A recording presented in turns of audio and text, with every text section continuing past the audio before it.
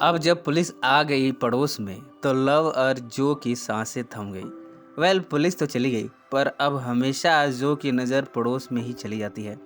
वो हेनरी को अपनी गोद में सुलाते हुए बुक पढ़ लेता है और पड़ोस में नज़र भी रख लेता है।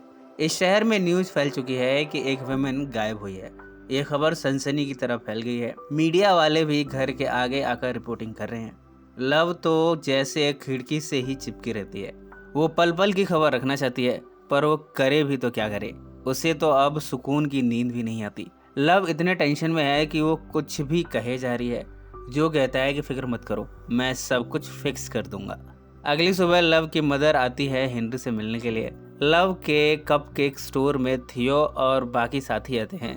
लव उनके सामने अपने आप को नॉर्मल दिखाती है। जो को भी लाइब्रेरी में लाइब्रेरियन के सामने खुद को नॉर्मल दिखाना पड़ता है।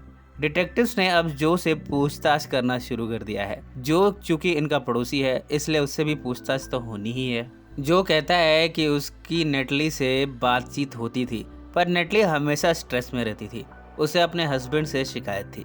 ये सब कहकर जो सारा शक मैथ्यू पर डालना चाहता है। इधर लव के स्टोर में थियो आया है। पहले तो वो लव के साथ फ्लर्टिंग करता है। लव उसे मना करती है। इन सब के बाद भी थियो उसके साथ फ्लर्टिंग करता ही रहता है। लव ने भी धीरे धीरे थियो से यहाँ दोस्ती बढ़ा ली। उसका आइडिया है कि थियो के जरिए वो नेटली के केस में मैथ्यू के घर में क्या चल रहा है इस पर नजर रख सकती है।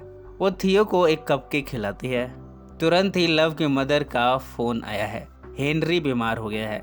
लव थियो को स्टोर में छोड़कर दौड़ते हुए हॉस्पिटल पहुंची है। यहाँ जो भी आता है।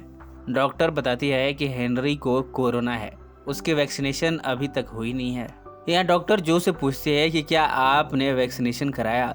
जो इस बात से इनकार करता है। यानी जो ने भी अभी तक कोरोना का वैक्सीनेशन लिया नहीं है।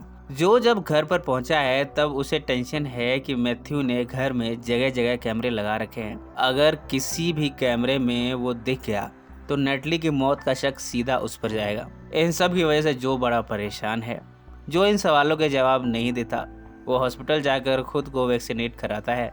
अचानक से जब वो बाहर आया तब उसकी तबीयत खराब हो गई। मैथ्यू उसे घर लाकर सोफे पर लिटाता है। जब जो को होश आया तब मैथ्यू उसके पास बैठा हुआ है। मैथ्यू जो से पूछता है कि क्या उसकी वाइफ उसे कभी मिल पाएगी। वो यहाँ जिक्र करता है कि नेटली को कितना मिस कर रहा है। उसे बहुत प्यार करता है। जो को रियलाइज हो रहा है कि उसने क्या कर दिया है। उसे रियलाइज हो रहा है किसी के प्यार भरी जिंदगी उसने सिर्फ रोना ही रोना कर दिया है। यहाँ मैथ्यू के आंसू देखकर जो पिघल भी जाता है पर वो कैसे कहे कि नेटली की लाश उसी ने जंगल में गाड़ी है। इतने में लव जो को फोन पर बताती है कि हेनरी का फीवर ठीक हो गया है। जो अपने घर आ गया। वो लव से डिस्कस करता है कि हमने मैथ्यू की जिंदगी में जहर घोल दिया है। नेटली की मौत से जुड़ा एक सबूत जिसे कि इस कपल ने जला दिया। इस कपल को भी चिंता है तो अपने बेटे हेनरी की। ये बस हेनरी की परवरिश बड़े अच्छे से करना चाहते हैं। मैथ्यू के घर के आगे मीडिया और कुछ दोस्त खड़े हैं। सब मैथ्यू का इंतजार कर रहे हैं कि मैथ्यू घर से बाहर निकले। मैथ्यू जब आता है तब उसे सांत्वना दिया जाता है। मैथ्यू कहता है कि शायद नेटली उसे फिर से मिल जाए और वो उसे जी भर के प्यार करे। वो ये भी कहता है कि अगर किसी ने उसकी वाइफ को मारा है तो उसे ढूंढ के रहेगा। डिटेक्टिव्स की टीम को रिंग मिल गई है। इस रिंग से क्या डिटेक्टिव्स को कोई सुराग मिल पाएगा। ये तो कहानी में आगे पता चलेगा। इधर जिल आया है लव के स्टोर में। वो लव से आके कप केक मांगता है पर लव यहाँ नोटिस करती है कि गिल किसी और मकसद से आया है। उसे गिल पर शक है। गिल जब यहाँ से जाने लगा तब लव ने अचानक से गिल के ऊपर वार कर दिया। गिल जमीन पर गिर गया। अब भला गिल का इन सब मामलों से क्या कनेक्शन है। लव ने उसे मार कर और कौन सी मुसीबत को बुला लिया है। इन सारी चीज़ों से पर्दा कहानी के अगले हिस्से में उठेगा।